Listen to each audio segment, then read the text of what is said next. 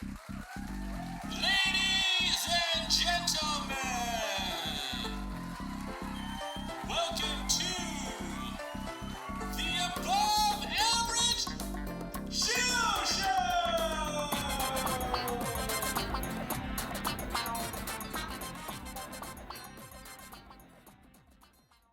Thank you again, everybody, for showing up and listening to our podcast. Once again, this is the Above Average Joe Show, a podcast where we talk to people in the film industry that help make these celebrities look awesome.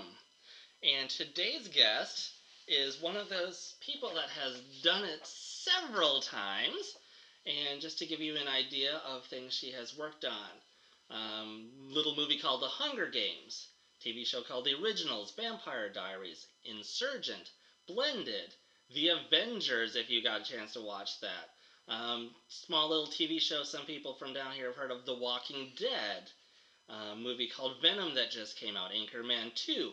Captain Marvel, which hasn't even come out yet, or maybe it has come out yet, depending on when this airs.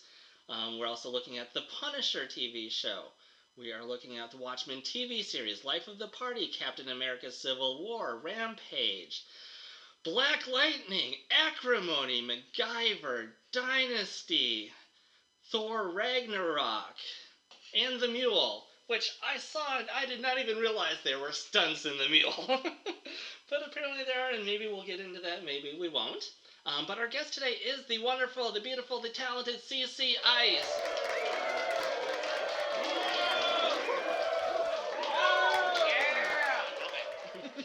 And as always, I am your host, Joe.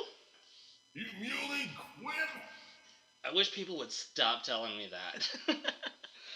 Okay, so moving on. Cece, thank you for being here on the podcast. Thank you for joining us. Well, thank you so much for having me. Oh, so you are great to welcome. see you again. It's good to see you again. For those of you who don't know, I have known Cece Ice for years now. Yeah. We have been friends for at least 5 years. At least, if not 6 or 7. Yeah, I think it's closer to 6 or 7 Yeah. now. I think I just stopped counting after 5. Because it was so awesome. Why would we count? Exactly. And what do you do in the film industry? I am a stunt performer. Stunt performer. Yes, a stunt performer, stunt double.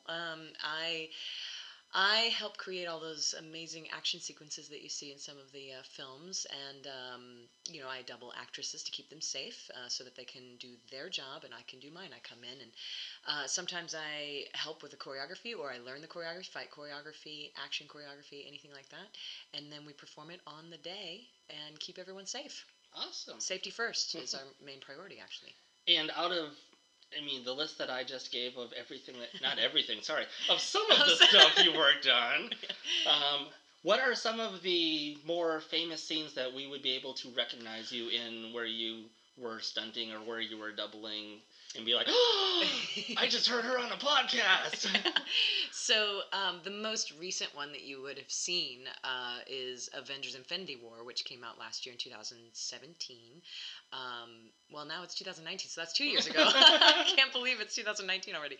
So anyway, yes, so I doubled Elizabeth Olsen as Scarlet Witch Wanda in Avengers Infinity War, and we had a great time, but the entire Scotland sequence was a big part of what I did for this movie, and also the sequence in Wakanda at the very end where Thanos, smashes me across the jungle. So that was me, and also getting hit into the ditch by Proxima was also me. And Lizzie did an amazing job. She trained with us, and she did such a great job on all of her sequences. But a lot of the wrecks and flying and falling in Scotland that you see, that was me. How do they decide on who gets to do what? Where is the line drawn, or does that depend on the actress, or are there certain lines that just will not cross to where they decide this is just too dangerous for any actor that you just never let them do unless they're Tom Cruise? Yeah, exactly. So there is a rare exception to that. We all know Tom Cruise, but he has an extraordinary stunt team, a wonderful coordinating team, and I respect them very much. They test things out. They make it safe as they can for him. But so yes, in a majority of movies, there is a very specific line that's drawn as to safety first for the actors, also safety first for anyone else who's around the scene, which includes any other department, camera department, production department, and so a lot of things will also depend on how the actor or actress can perform certain things. So fight sequences, fight choreography is different than big stunts that are wrecks and falls through glass and things like that. So when it comes to fight choreography, we like to see the experience of the actor or actress. We will train with them, and then they will show us what they can and can't do or don't want to do. Some actors and actresses prefer not to do the movements. They want somebody else to get in there and do it, so that they can focus really on the amazing acting that they bring to the screen. So it does change each movie as to what that line is, but there are, when it comes to safety of going through glass, going through walls, hitting the ground, those sorts of things, car stunts, boat stunts, like those things, those are hard lines where those are stunt individuals. Like, for instance, I was in front of the exploding car in Scotland for Avengers Infinity War. That there was no way that we would have an actor in front of that as it exploded. So that was me. It totally makes sense. That is absolute safety. You don't want anything to happen like what happened with Brandon Lee on his set. Yes. Total accident. Total accident. You just don't want those accidents to happen. Absolutely not. And no offense, but you can replace a stunt person most people won't know. Yes. Because you don't see their face. Exactly. But you can't replace Brandon Lee with another anyone else. Asian guy. It's going to be hard to find someone that looks just like him, that can act, that has gone through all of that, and bring that same character to life. And then the audience will know the difference. Whereas, you're right, we are replaceable. I do know full well in my job that I'm Everybody replaceable. is, other than the actor except the and face the producers with the money. Yes. Yes, so that the face and the money, those stay, but everybody else can be interchangeable. And I respect that. I understand what I do, and I aim to do my job well. So beyond Avengers, where else were you highly visible to where people could turn into a movie and be like, that is her, that is definitely her? Well, I do know that there were two sequences that recently just aired. That one I get to play myself. It's a very quick moment, but in Doom Patrol, episode 3, I actually played a Futopian, if you will. It's a German. Well, I wouldn't say we're German doll-looking people that we're all dressed the exact same. We're all a part of an extension of a man's mind and his personality, a doctor. And we attack the main character, Robot Man, as well as some of the other characters. And I'm in the hallway, and I actually literally get smashed face first into a wall, and then tossed across the way by Robot Man, smashing into the other wall. So I got to be myself very visibly, dying. And let me just say, your face looks fine, yeah, in case anybody's worried about you at the moment. My face is fine. My mom didn't know about that part until it was done. Yeah, my face went face first into the wall, and then got yanked backwards on a line and smashed into the wall behind me, so across the hall as he yanked me. That was one. And then the other one was The Punisher TV show.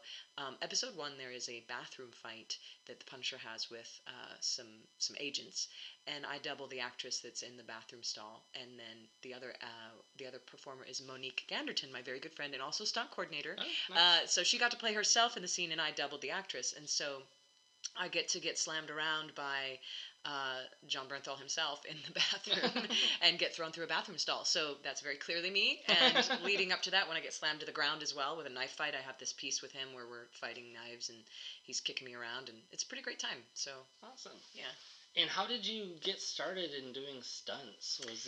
Did you grow up as a 4-year-old just jumping off buildings and like, ooh, I should get paid for this at some point in my life? Or So I grew up with 5 brothers and 7 sisters, so it was like my own version of the Hunger Games. So just for dinner. Yeah, it was Hunger Games for sure. And I have such a wonderful family that encouraged me, but also my brothers always had such great ideas, like let's jump off this thing and let's have Cece do it, she's the smallest, or let's do limbo toboggan and slide down the hill hill and go under this rope, and guess who gets clotheslined off the back of the sled? That was me.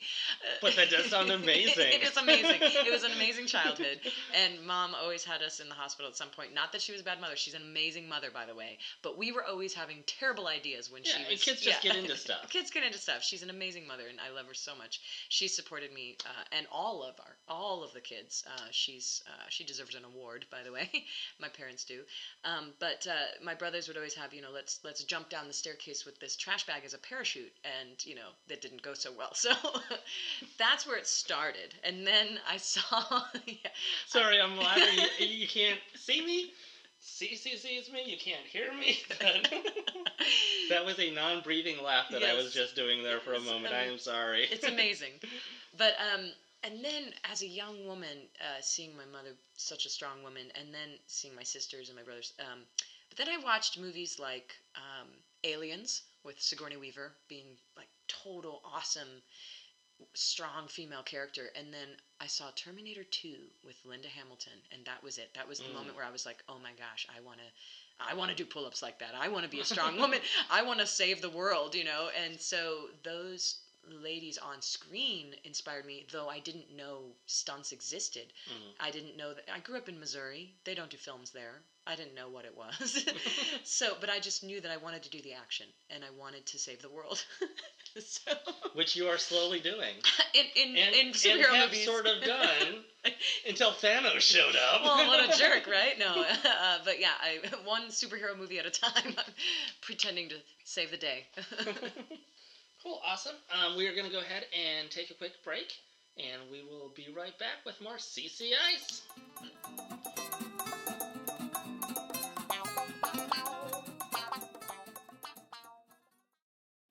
This episode brought to you by Magic.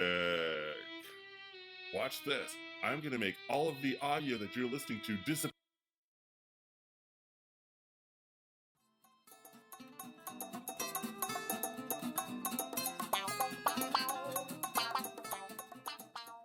And welcome back, everybody. Thank you for staying tuned. Thank you for listening to our fomercials. And in case you didn't already know, we have no sponsors at the moment. If you'd like to sponsor us, we would love that.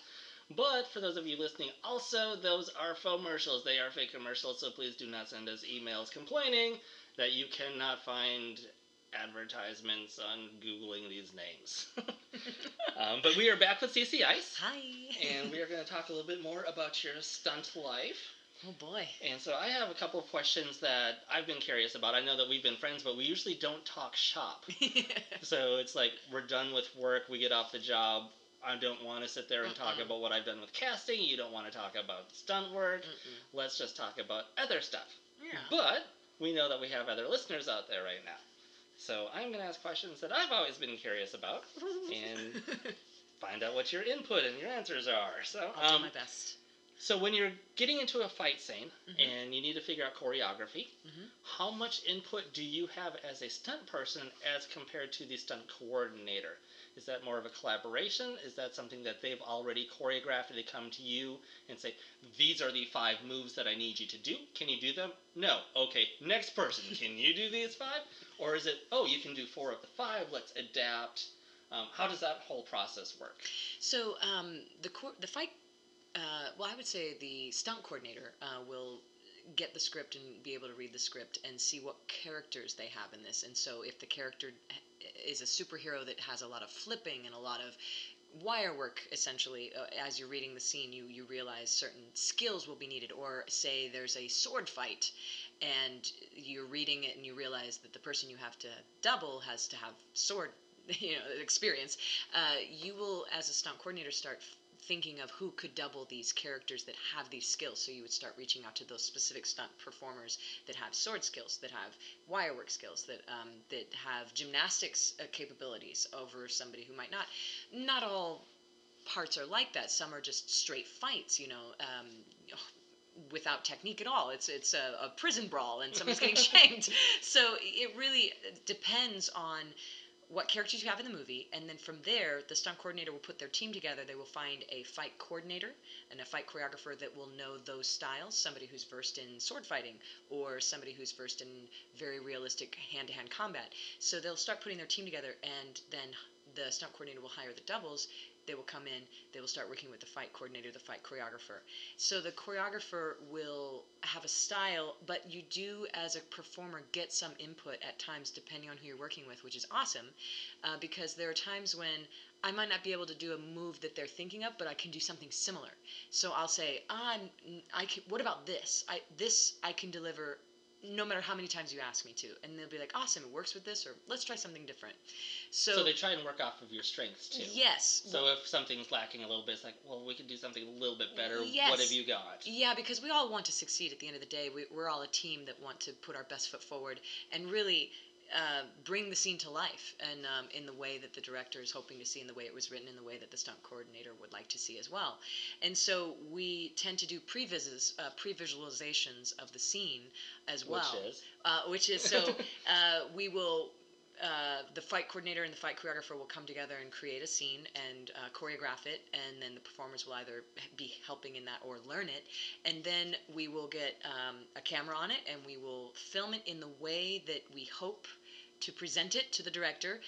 We even hope to share the camera angles that are the best for selling this punch, selling this kick.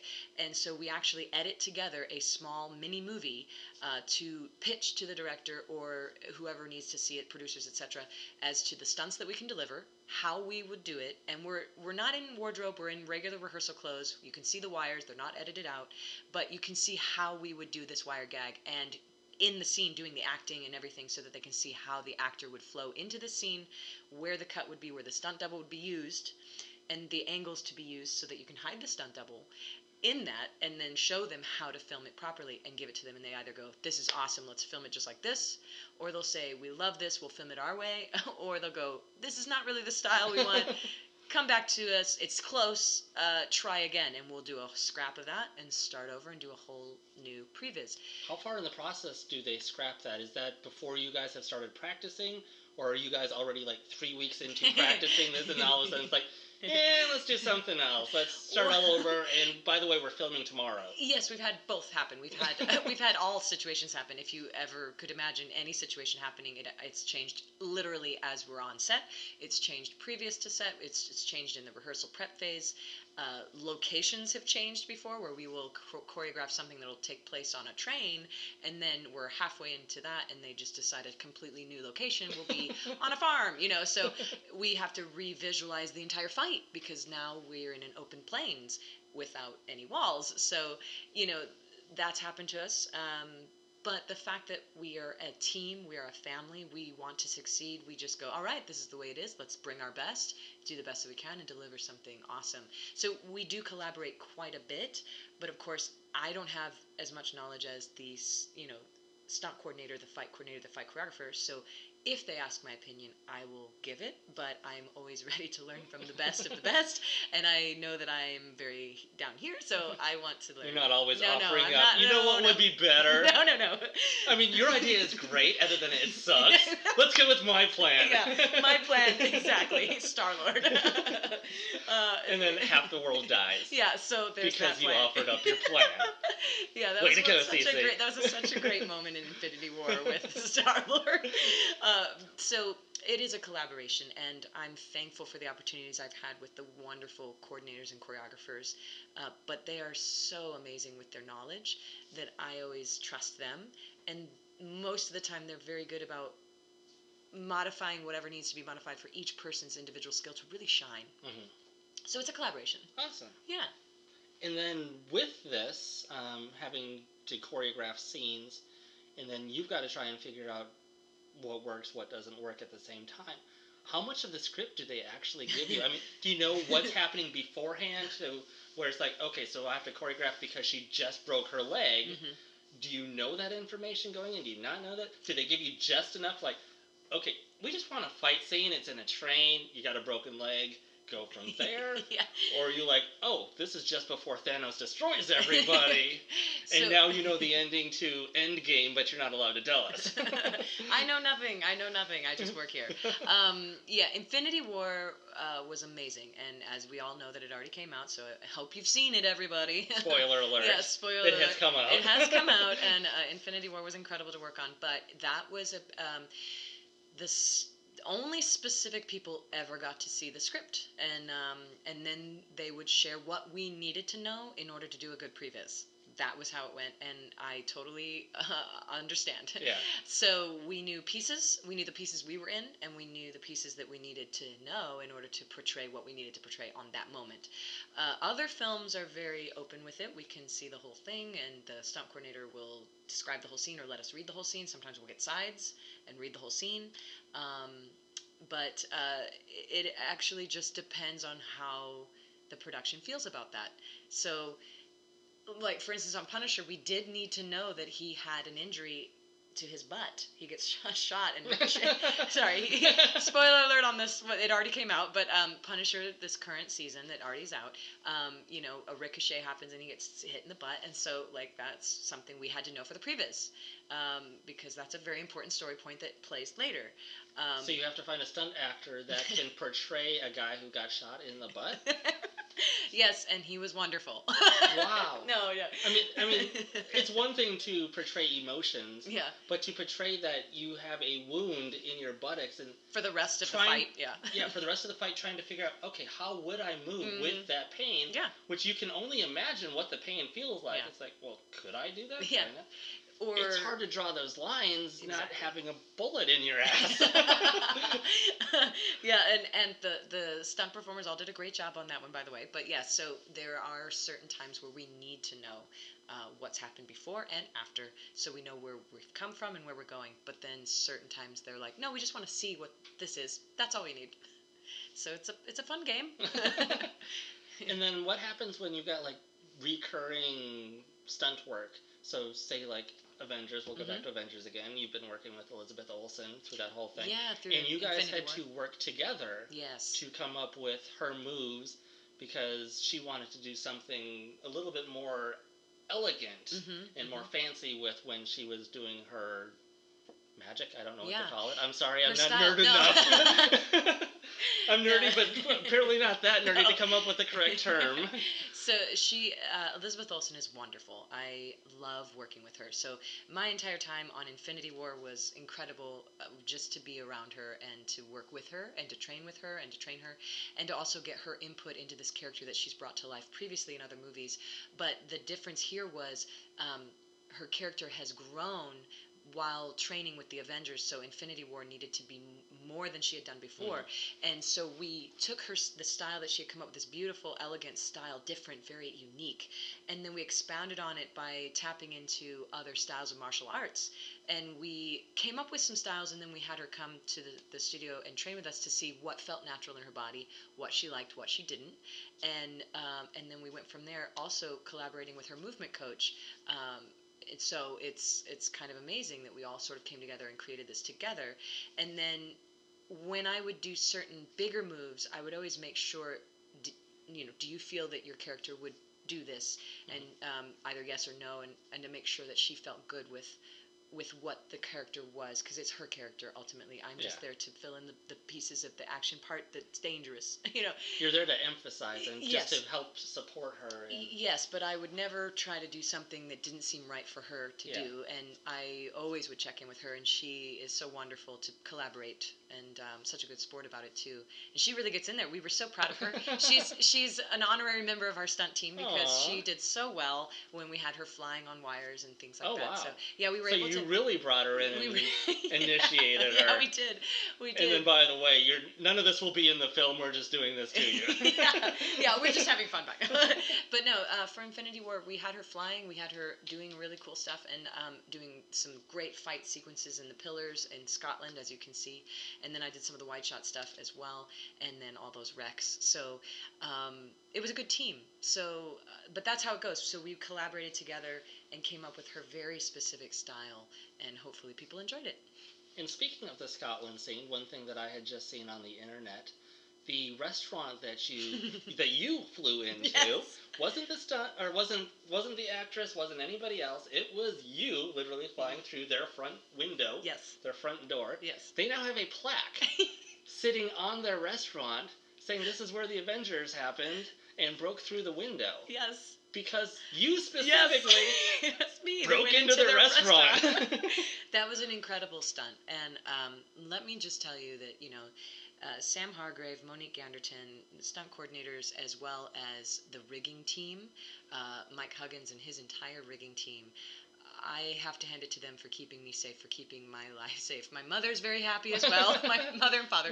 But they were incredible. This restaurant window that I had to go through in Scotland, it's a real restaurant, as you say. Yep. And my friend actually over in Scotland took a picture of the window when they put that up, and they said, "You're famous now." I said, "Well, my action is famous, I guess." But they all still give it to Elizabeth Olsen. Because she's awesome and amazing, and it was her character. So And because you're so good at not letting people know that you did it, because that is part of your job too. Yes, my job. I mean, my job is to do the action, but I'm not. It's not about It's not about you. No. It's about helping the character continue and filling in the blanks to keep the actress safe so she can continue doing her character. And I love her so much. She's amazing. So the rigging team and the stunt coordinator and everyone there kept me safe. This window was just wide enough for me to go through. On either side of the window, they had brick. On the inside of the window, they had brick pillars, and the bottom of the windowsill was also concrete and brick.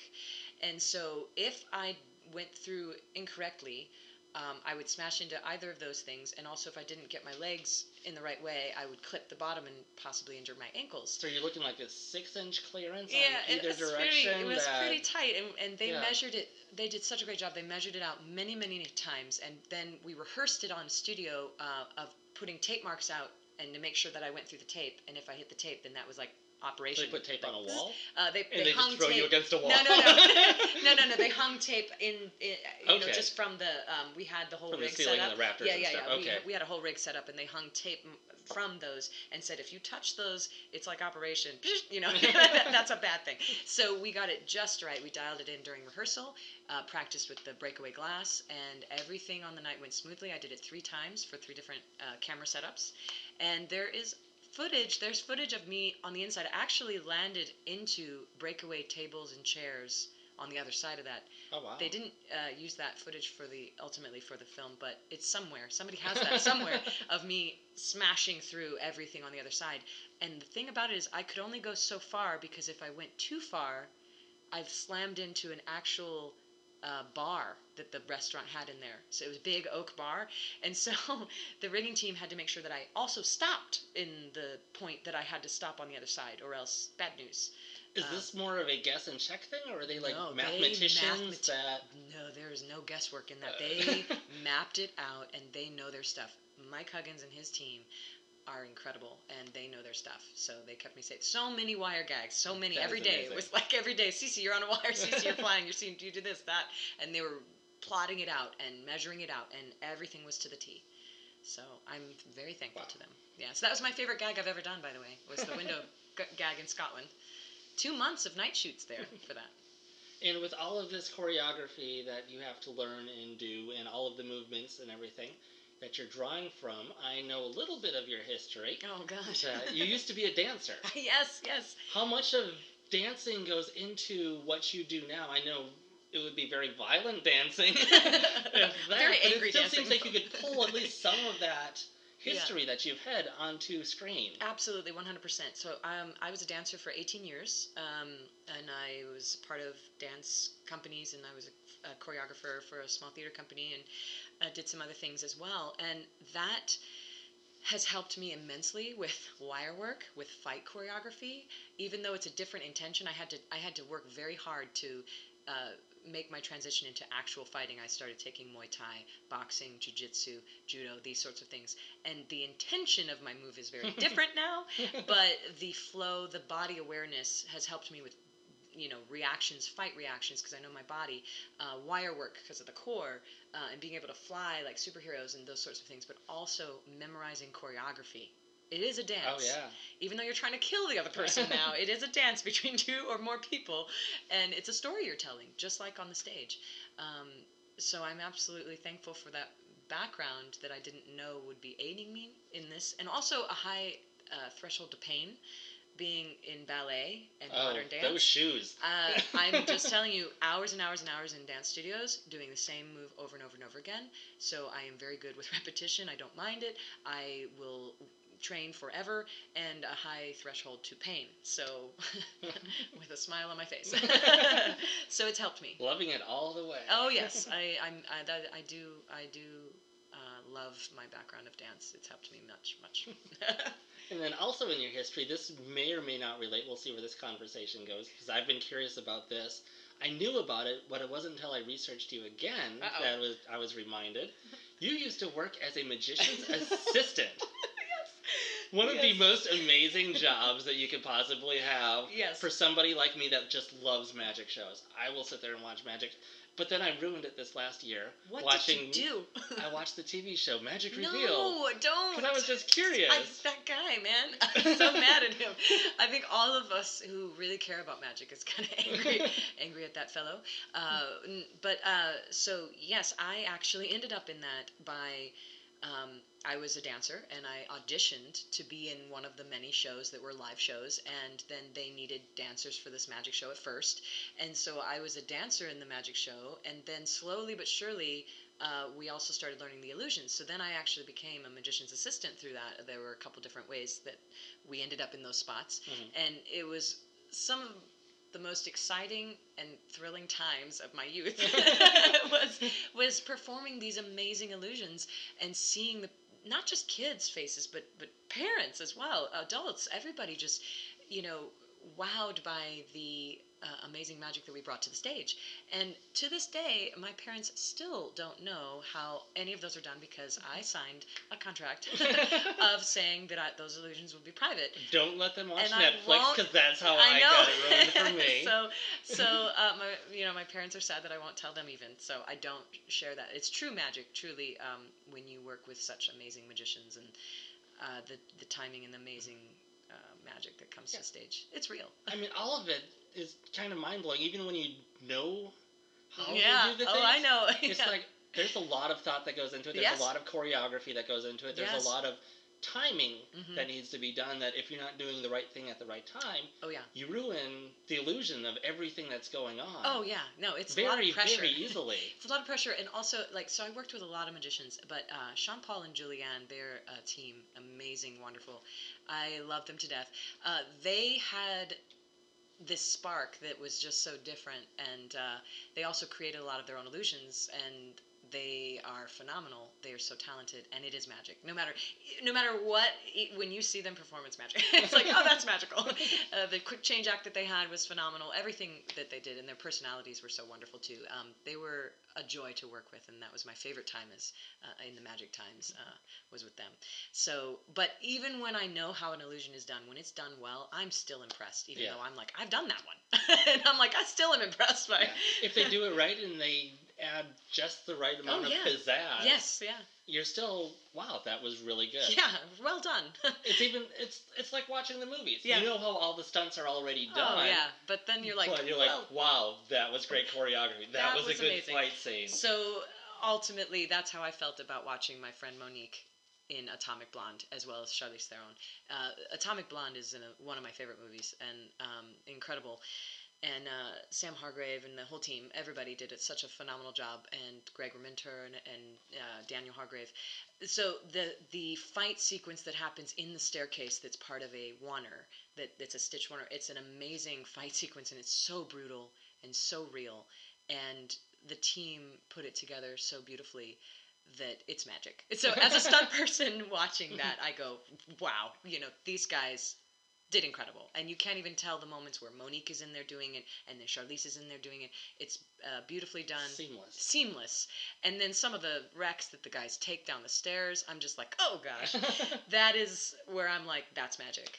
When you can watch other stunt people and you're a stunt person, you're like, ooh, that's gotta hurt. Yeah, oh yeah, and the whole time, oh man, the whole sequence in the staircase, and they rocked it. So, and they got a Taurus Award for it. So well done to them. Nice. Congrats to them. Yeah. And for anybody listening, check out Atomic Blonde if you want to see some great stunt choreography. Oh, yes. That is the scene to watch. Yes, that's you heard the it scene straight to from watch. stunt people. Yes, they are my my fellow peers, but also they inspire me every day, and they're my friends too. So I'm thankful for their friendship. Cool. We're going to go ahead and take a quick break. Go ahead and listen to this foamercial while we take a couple drinks of water and catch our breath. We'll be right back. Thanks.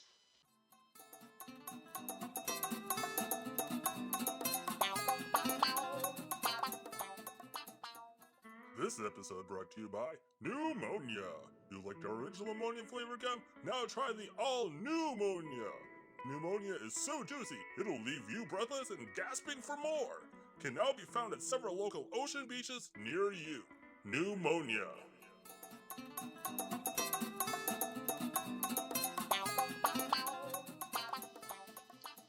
Welcome back, everybody. Our wonderful guest here is still CC Eyes. She is still present. She hasn't left yet.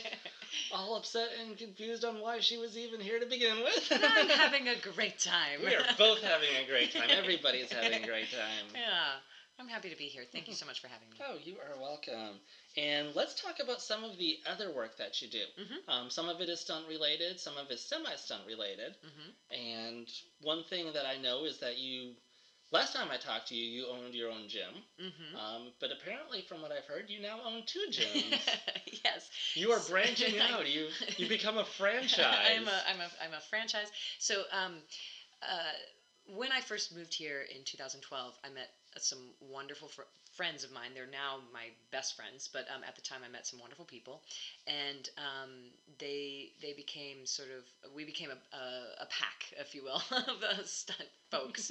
And I met Dania was one of my friends who introduced me to Dante Ha and Thomas Culler, and a few other people as well. But Thomas Culler and Dante became my best friends here. And so over the years, we would train together. We would find parks to train in. We would find, open gyms at a gymnastics place to train in. And we would do it wherever we could find a place to go. And in the rain, we would sometimes find someone's garage. Well, over many meetings, we decided, the 3 of us, to get together and open our own little space to continue that exploration in stunt training, but also continue exploring in our own film ideas too, and do film projects together, and then also branch out into other folks that we knew, and to have a space for them as well. So in 2016, April 2016, we opened, the 3 of us, Thomas Culler, myself, and Dante Ha, opened a place called The Chamber, which is in Stone Mountain, just outside the city. And we've had it for the last 3 years, and we've really enjoyed building it from this dream that we had in our minds to what it is today. And it's currently a private facility, so it's very stunt specific. It's not a gym that's open to the public, but it's for stunt individuals in the industry, SAG individuals as well as those up and coming. But it's at this point a private gym, and we like to cater towards exploration in film projects, people's personal film projects, as well as film productions, renting the space for previs and other stunt rehearsals. So we have the space ready for them to come in and use that space. Now, the end of last year, I branched out to find a location down in near Pinewood so that we could have a location north and south. So we've purchased a place down south, and it's called Apex Entertainment Studios, or Apex for short. And that is a warehouse style that's more geared towards productions, any type of production coming in and renting the space. It can be for stunts, or it cannot be for stunts. It can be for sets or not. And so that is available to rent for any production, and it's a 5,000 square foot warehouse space with an office in the front. And right after I purchased it, a production came in, and the stunt ensemble, the stunt team, actually rented it for their productions and their rehearsals for their show that's now airing. So they had it for several months right out of the gate, and they loved it, and they loved the space. So I was very pleased that could be there for them. Now, of course, the Chamber up north with my friends, we've rented it to various productions as well, and we like to keep it private. We don't like to say who's rented it. We want it to be private for those individuals that like privacy. And we've also trained actors there as well, and been available to productions in various ways. So yeah, it's been going really well, and I'm very thankful for my friends, and I'm very thankful for the ability to explore together this wonderful space that we've called the Chamber, and now, of course, Apex down south. And So. another thing that you've been doing that's semi-stunt related, just because you've been in, not really in the business with other stunt people, but you've partnered with other stunt people, is with your love of animals and cats and dogs. Yes. Our little fur babies are so important to this world, and they don't always have a voice to say what they need to say to us. And so, one of my best friends, obviously, I've spoken of her earlier in this interview, Monique Ganderton. She is a huge advocate for animals as well. And so my love of animals, her love of animals, we came together on Avengers, working together. She had a wonderful idea to support the local shelters, and what she came up with was we would cover the cost for 1 month for the Fayette Humane Society, the Fayetteville County Animal Control as well. We would cover the costs of adoption fees. So we would pay, and that way adoptions were free for anyone who needed to go and get a new fur baby. That way we could help get those beautiful animals a home, a forever home.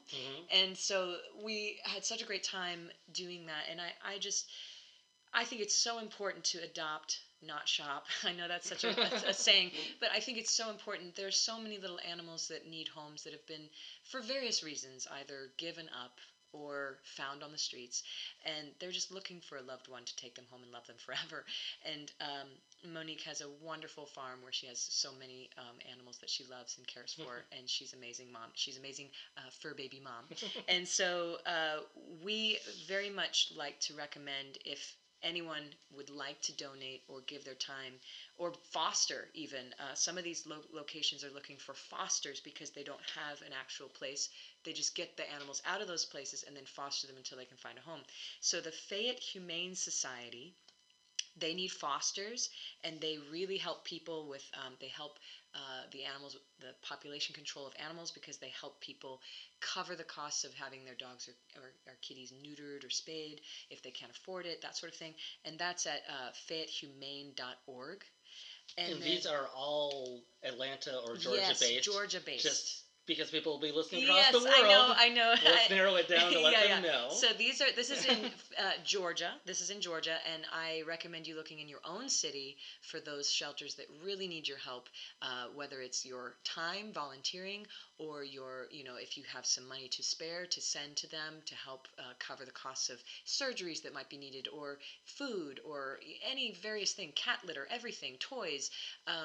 They need your help as well. So here in Georgia, we have a couple other ones. The Royal Animal Refuge, which is in Peachtree City, Georgia, and they focus on high-risk dogs in kill shelters. So they try to go save those high-risk dogs, get them out of those kill shelters. So that's royalanimalrefuge.org. And then, of course, we have another one, Coco's Cupboard, which works in affiliation with Healing for Heroes. They actually train service dogs for war vets. So that's Coco's Cupboard Inc.org. And my friends, Jersey, as well as Monique and several others, they all help with these shelters as well. And so we all love to pitch in, and if we can help in any way, it gives great joy to my heart, because I love kitties, doggies, horses, pigs, you name it. I love them. They are our souls. And I will just add on there, too, that we are not sponsored by any of these companies. They have not asked us to discuss them. We are doing this because they are a passion of CC's, because they are places that she believes in, that she knows and trusts. Yes. So we're not receiving money, we're not receiving compensation, we're not saying good things just to make $1. No, not at all. Not made any money off of this podcast. They don't even know that I'm going to say that, but they are such wonderful groups, and so they deserve to get their names out there, even though they don't know this is going to happen. But and if you just take one look at the little faces, all the little fur faces. It's just such love there, and they just want to come home with you. So get out there in your local area and go to some of their societies, their humane societies, and look at those kitties and doggies and all the other animals and help them out.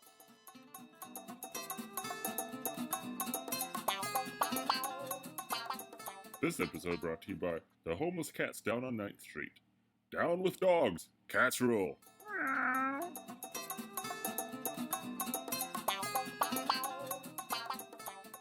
So next what I have is a cold read that I would like to do with Cece. This is, if you haven't seen The Last Jedi, what you should do right now, if you want to go watch the whole movie, go watch the whole movie. If you don't want to watch the whole movie, just go onto YouTube real quick and type in Kylo Ren shirtless. Stop. So if you've seen this scene, it is one of the most uncomfortable scenes in The Last Jedi. But what we are going to do is we are going to combo the awkward scene from The Last Jedi and Cece's love for cats. We are going to reenact this scene for you live. Well, not live, but recorded on this podcast as cats. Oh my god, my dream come true. Of all the things I've ever wanted to do. And just so you guys know, this is a cold read. For those of you who don't know the term cold read, what this means is that Cece has not seen the script. I'm so nervous right now. I have seen the script only because I wrote it. So I have not rehearsed it. She has not rehearsed it. She doesn't know it's coming up. I barely remember what I wrote. It was a late night. Who knows? But I remember the scene of Star Wars in my head because I had to watch it 15 times while I was writing this. And yes, Kylo Ren still makes me uncomfortable with his shirt off because he has such an inverted triangle body that you do not expect underneath that silly helmet. I don't know if it was maybe the wardrobe, high pants or something, but, I don't know. Yeah, he had no hips that would just made it look awkward. He's a handsome fellow, though, don't get me wrong. Oh, yeah, and a great actor. Yeah, amazing actor, by the way. Black Klansman? Oh, my gosh, he was incredible in that, by the way. Nailed it. I love that movie. It's a very poignant movie, by the way, talking about some of my favorite movies that just recently have come out. That's one of them. That is. And all the actors were phenomenal in that movie, and Yes. the message is incredible. So if you haven't seen it, go see it. Go see it. And I'm not getting any money for that plug, by the way. I'm just saying good movies, including that one, as well as anything that Henry Cavill's in. And if you haven't seen Logan Lucky, that is another one that he was in. Not necessarily his best work, but it was a fun ride to watch. Yeah, that was it. I enjoyed it. Yeah. Plus, I worked on it, so I'm kind of a little bit biased. I'm just saying. Yeah. So that was fun.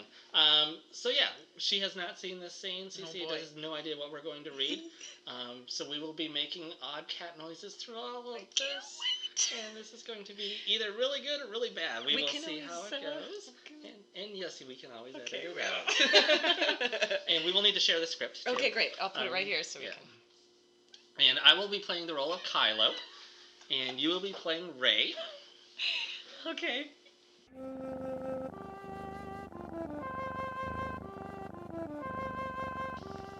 I'd rather not do this, meow. Yeah, Siamese, too. Why did you hate your tomcat father? Do you have something, a collar or something you can put on? Why? Are you checking me out? Why did you hate your paw? Give me an honest answer. You had a pedigree feline who loved you. He gave a damn about you. I didn't hate him. Then why? Then why what? Why what? Whisper it to me.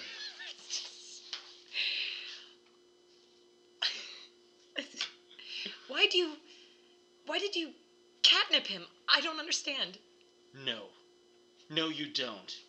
Your parents threw you away, like my neutered parts. They didn't! They did, you feral! You can stop kneading them like biscuits. It's your greatest weakness, kitten. Next to a pool of water. Looking for them in every cattery and clouder. In Han Chartreux, now in Spaywalker. Did he tell you, Panay, what happened that night? Yes! No, that was only his perception of what happened.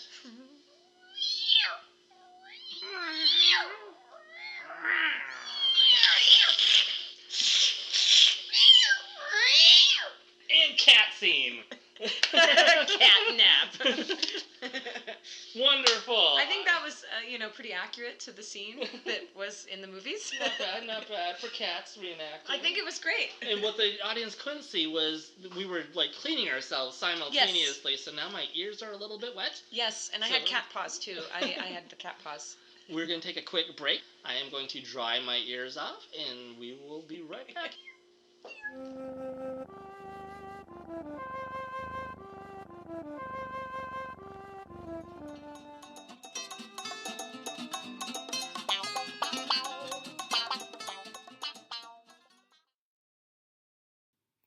This concludes part 1 of the Above Average Joe Show with our special guest, CC Ice.